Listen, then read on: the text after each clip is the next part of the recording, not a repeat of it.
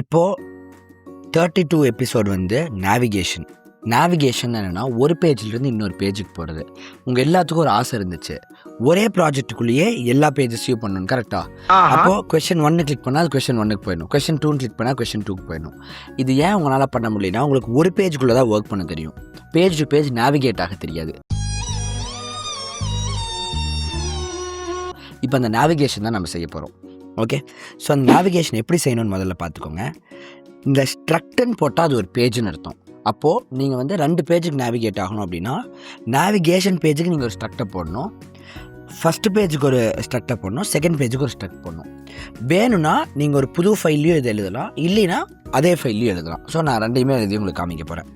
Okay, இப்போது நாம் இதுக்கு முதல்ல புது ஃபைல்ஸை க்ரியேட் பண்ணிக்கலாம். ஓகே, ஸோ லெட்ஸே நம்மளோட first question and second question வச்சுக்கலாம். ஹலோ வேர்ல்டு, ஹலோ என்னோட நேம், இது 2 வச்சுக்கலாம். ஸோ ஸ்ட்ரக்ட்டு Q1னே வச்சுக்கலாம். ஓகே, கொஷின் 1ங்கிறதுனால Q1 வச்சுக்கலாம். இப்போ என்ன பண்ணுன்னா, இது வந்து ஒரு ப்ரோட்டோகாலுக்கு கன்ஃபார்ம் பண்ணணும், அப்போ தான் அது ஒரு பேஜ் ஆகும். Every page should conform to a protocol. ப்ரோட்டோகால்னு என்ன தெரியுமா? ஒரு செட் ஆஃப் ரூல்ஸ். நம்ம செட் ஆஃப் ரூல்ஸை கம்ப்யூட்டர் டேர்ம்ஸில் ப்ரோட்டோகால் மோ. ஸோ இப்போது இந்த Q1 வந்து வியூ அப்படிங்கிற ப்ரோட்டோகாலுக்கு கன்ஃபார்ம் பண்ணணும். ஓகேவா? இந்த வியூங்கிற ப்ரோட்டோகாலுக்கு கன்ஃபார்ம் பண்ணால் மட்டும்தான் அது ஒரு பேஜ். நீங்கள் டேப் கொடுத்தீங்கன்னா வியூங்கிற ப்ரோட்டோகால் என்ன தெரியுமா சொல்லுது? அதுக்குள்ளே பாடி இருக்கணும்னு சொல்லுது. இப்போ பாடி இல்லைனோடனே எரர் வந்துடும், Q1 does not conform to protocol வியூன்னு. நீங்கள் ப்ரோட்டோகால் வியூ கன்ஃபார்ம் பண்ணணும்னு சொல்கிறீங்க, ஆனால் வந்து வியூ ப்ரோட்டோகால் படி வேறு பாடி இருக்கணும். நம்ம இதை இன்னும் டைப் பண்ணல, டைப் பண்ணலிங்கிறதுனால அது வந்து இப்படி எரர் காட்டுது. இப்போ நான் வந்து டைப் பண்ணிடுறேன். இப்போ நான் டைப் பண்ணோன்னே உள்ள பாடி வச்சதுனால அந்த எரர் வராது. ஓகேவா? இது ஒரு புது பேஜ், ஒரு நியூ ப்ராப்பர் ஒர்க்கிங் பேஜ். ஓகேவா? இதே மாதிரி நான் Q2 பண்ணுறேன். நான் Q2 இங்கே வேணாலும் வச்சுக்கலாம், நோ வரிஸ். ஏன்னா இங்கேயே நான் 2 வச்சிருக்கேன் பாருங்கள். So no problem. இதே ஃபைல்லேயே நம்ம எல்லா பேஜையும் கூட வைக்கலாம். ஆனால் கசகசன்னு இருக்கக்கூடாதுங்கிறதுக்காக நான் ஒரு நியூ ஃபைல் க்ரியேட் பண்ணுறேன். நியூ ஃபைல் நீங்கள் எங்கே க்ரியேட் பண்ணணும்? இந்த இடத்துல க்ரியேட் பண்ணணும், கரெக்டாக? அப்போ அது வந்து இதுக்குள்ளே தான் வரணும். அதனால் இங்கே கிளிக் பண்ணிக்கோங்க. ரைட் கிளிக் பண்ணி நியூ ஃபைல் கொடுங்க, நியூ எம்டி ஃபைல். இதை கொடுத்தோன்னே அதுவே ஸ்விஃப்ட் ஃபைலாக தான் வரும். ஸோ இப்போ Q2ங்கிறனால Q2.swiftன்னு வச்சுக்கலாம் பேரை. ஓகேவா? இப்போ உடனே வரும், இவரோட நேம் ஆட்டோமேட்டிக்காக வந்துக்கும். ஹர்ஷா தான் அவளோட லேப்டாப்பில் பண்ணுறதுனால அவளோட டீட்டெயில்ஸ் வந்துடும். உங்கள் லேப்டாப் நீங்கள் வாங்கி பண்ணுறப்ப உங்கள் நேம் இங்கே வந்துடும்.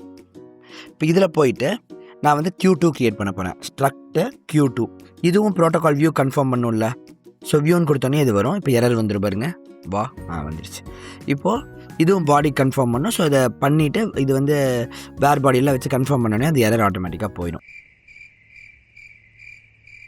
போயிருக்கணும். ஏன் போகலை அப்படின்னா, இந்த வியூவு இந்த பாடியெல்லாம் எதுக்குள்ளே தெரியுமா இருக்கும்? இந்த வியூன்றதெல்லாம் எங்கே தெரியுமா இருக்கும்? ஸ்விஃப்ட் யூஐக்குள்ளே தான் இருக்கும். ஸோ எனக்கு ஸ்விஃப்ட் யூஐ இம்போர்ட் பண்ணணும். அங்கே ஏன் பண்ண தேவையில்லைன்னா, அங்கே ஆல்ரெடி பண்ணியிருந்தோம், இங்கே மேலேயே பண்ணியிருந்தோம். இந்த ஃபைலில் பண்ணலிங்கனால இப்போ பண்ணோன்னே போயிடுச்சு. இங்கே மட்டும் என் நேம் போட்டுக்கணும். ஸோ இது Q1 Q2 இதான் ஞாபகம் இருக்குல்ல? இப்போ நான் இது என்ன பண்ண போகிறேன்னா, Q1 அண்ட் Q2க்கு நேவிகேட் ஆகிற மாதிரி மாற்ற போகிறேன். இப்போ நம்ம என்ன பண்ணணும்னா, இது மொத்தத்தையும் ஒரு நேவிகேஷன் ஸ்டாக்குள்ளே வைக்கணும். நேவிகேஷன் ஸ்டாக்குள்ளே இருக்கிறது மட்டும் தான் நேவிகேட் ஆகும். ஸோ நேவிகேஷன் ஸ்டாக் அப்படின்னு போட்டு இதை க்ளோஸ் பண்ணிடுங்க. இப்போ இந்த வி ஸ்டாக் நேவிகேஷன் ஸ்டாக்குள்ளே வந்துருச்சு. அதனால நேவிகேட் ஆகாது. நேவிகேஷன் லிங்க்னு ஒன்று வேணும், அதுதான் நேவிகேட் பண்ணிவிடும். ஸோ நம்ம நேவிகேஷன் லிங்க்னு போடுவோம். இந்த நேவிகேஷன் லிங்க் வந்து ஒரு டெஸ்டினேஷன் கேட்கும். இதை கிளிக் பண்ணால் எங்கே போகணும் அதுதான் டெஸ்டினேஷன். அதில் வந்து நம்ம Q1 கொடுத்துருவோம். டெஸ்டினேஷன் Q1 தெரியுதா? நேவிகேஷனோட டெஸ்டினேஷன் வந்து Q1ன்ட்டு. இதுக்கு ஒரு டெக்ஸ்ட் டிஸ்பிளே ஆகணும் இல்லை, ஏதோ ஒன்று. அதுக்கு வந்து கோ டு Q1 மாதிரி கொடுத்துருவோம். இதை கொடுத்துட்டோம்னா அங்கே வந்துடும். வரலை வந்துச்சு பார்த்தீங்களா? Go to Q1. இதை கிளிக் பண்ணிங்கன்னா உங்களுக்கு Q1க்கு வந்துடும். புரியுதா? பேக் போயிட்டிங்கன்னா உங்களுக்கு இது வந்துடும். நல்லா இருக்கா? இப்போ இதே மாதிரி நீங்கள் இன்னொரு நேவிகேஷன் லிங்க் வைக்கணும். அது எதுக்குன்னா Q2க்கு போகிறதுக்கு. இது வந்து உங்களுக்கு இன்னும் பார்க்குறதுக்கு லுக்காக இருக்கணும் அப்படின்னு நினச்சிங்கன்னா, இப்போ Q2 கிளிக் பண்ணிங்கன்னா உங்களுக்கு Q2க்கு போகும்.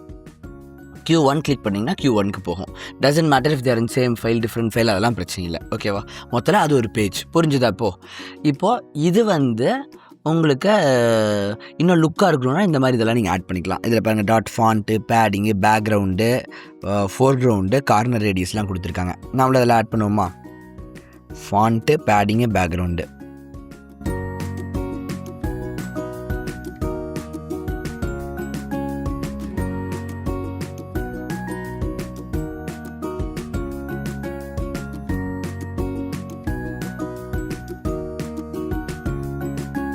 இது எல்லாத்தையும் தூக்கி கீழே இருக்கிறதுக்கு கொடுத்துட்டோம்னா அதுக்கும் இது எல்லாமே வந்துடும். ஓகே, இப்போ இதை கிளிக் பண்ணால் இதுக்கு போகும், இதை கிளிக் பண்ணால் இதுக்கு வரும். தென் இவ்வளோ தான்.